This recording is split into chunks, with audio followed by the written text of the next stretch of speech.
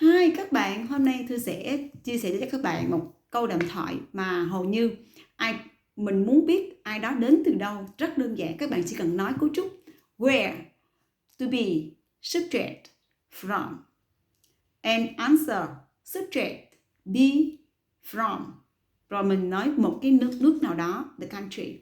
And you can say where, do, or the, subject, come from.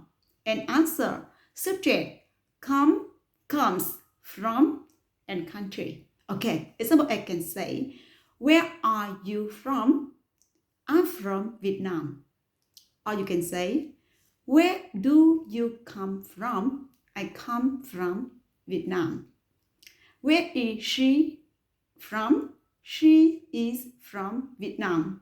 Where does she come from? She comes from Vietnam. Okay, easy.